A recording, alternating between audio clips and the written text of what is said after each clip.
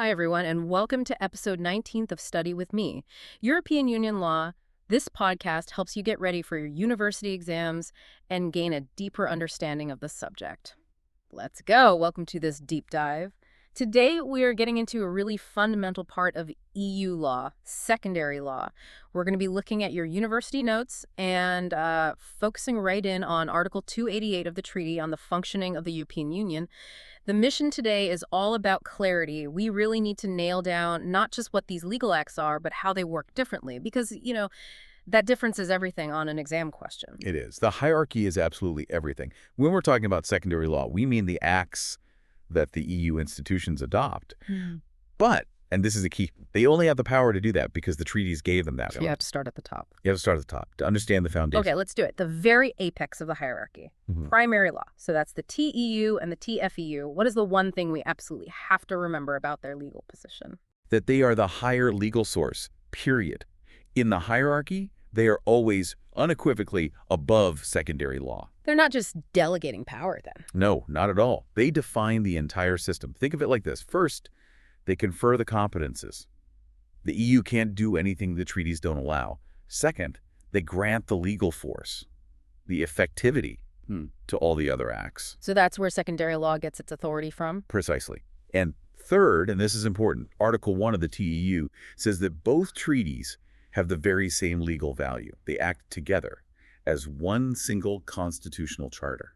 Right, that phrase, constitutional charter, comes from the Levere case back in 1986. It sounds a bit academic, but you're saying it has a huge practical consequence. Yeah, it completely changes how you interpret the law.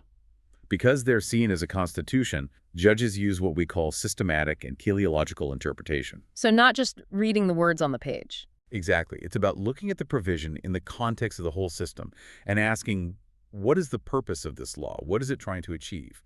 And that purposeful reading, it almost always prevails over a strict literal one. That's a huge point. So a secondary law could seem to follow the letter of the treaty, but if it violates the purpose... It's illegitimate. Yes. And remember, it's not just the treaties themselves, the protocols attached to them, like Protocol number 4 in the ECB, and of course the Charter of Fundamental Rights, the CFR-EU, they all share that same primary legal value. Okay, that makes sense. So now let's drop down one level in the hierarchy to the tools themselves. Secondary law. This is where the institutions actually create the law. This is where the rubber meets the road, as they say.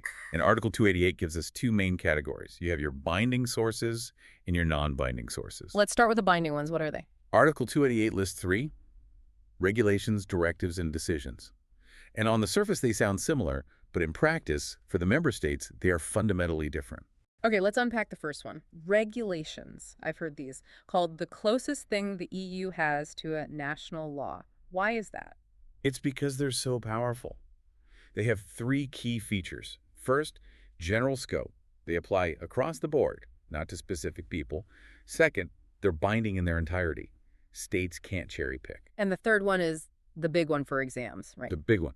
They are directly applicable. What does that mean exactly? It means the second it enters into force, it is automatically the law in every single member state. There's no need for a national parliament to pass a new law to implement it. It lands and it works. Okay, and this is where people get tripped up. That concept, direct applicability, it's not the same as direct effect. Oh, that distinction is paramount. And we'll see why when we talk about directives. Direct applicability means it automatically becomes part of national law. Direct effect is about whether an individual can actually go to a national court and rely on that EU law to claim a right. And a regulation can have both. A regulation is both directly applicable and it can have direct effect, yes. But directives, they complicate things. Okay, so let's move on to directives. If regulations are immediate law, what's a directive? A directive is, it's a bit more subtle. It is binding, but only as to the result to be achieved. What does that mean? It means the EU sets a goal. Let's say harmonize laws on product safety. The directive tells all member states, you must reach this standard of product safety. But it leaves the national authorities the discretion on the form and methods. So they have to pass their own laws to meet the goal. Exactly. They get a deadline, usually a couple of years, to transpose the directive into their own national legal system. So you see, they are not directly applicable. Right, because they need that national transposition measure first. Correct. But this is where direct effect gets really interesting. What if a member state just fails to transpose it, or does it badly. Then an individual might be able to rely on the directive itself in court against the state. Precisely. That's the principle from cases like Van Ganden, Luce, and Marshall. The directive itself can, under certain conditions, gain direct effect to protect individuals from a non-compliant state. Okay, so that's 2 down. What's the third binding act? Decisions. Decisions are the most surgical tool. A decision is binding only on those to whom it is addressed. So not general scope like a regulation? Not at all. Very specific. A decision could be addressed to, say, Italy, ordering it to recover illegal state aid. Or it could be addressed directly to a company, like Google, hitting them with a massive fine for breaking competition law. They are instruments of enforcement. Okay, that's the binding acts. Now, what about the other side of Article 288, the non-binding sources? These are the softer instruments. We're talking about recommendations and opinions. And the name says it all. They're not legally binding, so why do they matter? Is it just fluff? Not at all. I mean, you can't sue someone for ignoring a recommendation. But they are incredibly influential. They guide national courts on how to interpret binding EU law. They signal the Commission's thinking. They often set the stage for future binding legislation. So they create a kind of legal context? A context and an expectation, yes. And under this umbrella, we also have what's called soft law, things like communications from the Commission or guidelines, again, not technically binding. But in practice? In practice, if you're a business, you ignore them at your peril. They tell you exactly how the Commission is likely to enforce the binding rules. So they have a huge practical impact. This layering is really important. But there's one more piece we have to fit in, general principles.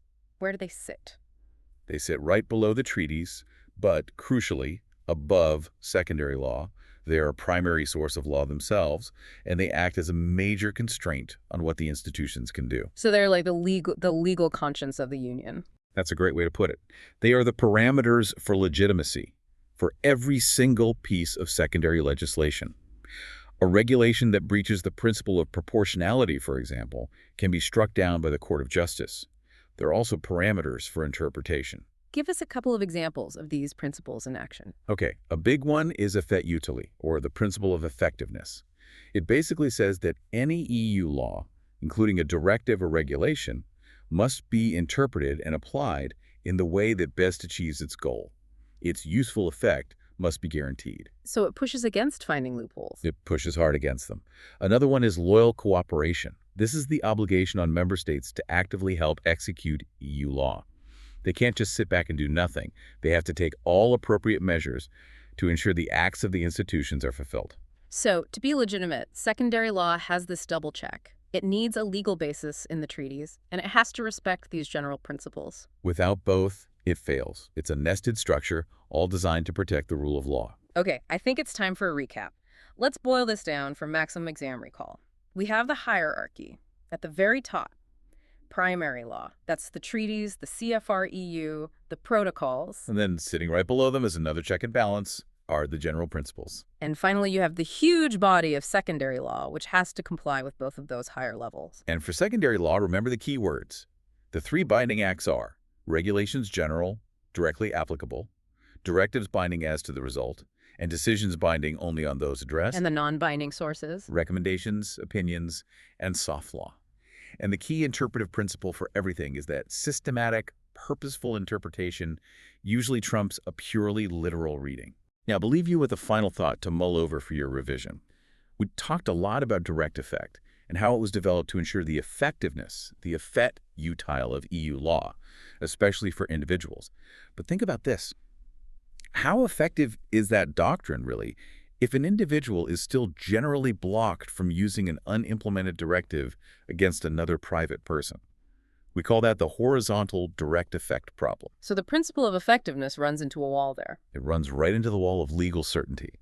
And thinking about how the court tries to solve that tension, well, that's where the deeper understanding comes from. A fantastic point to end on. That's exactly the kind of complexity you need to grasp to really excel. Thanks for joining us for this deep dive into the foundational sources of EU law.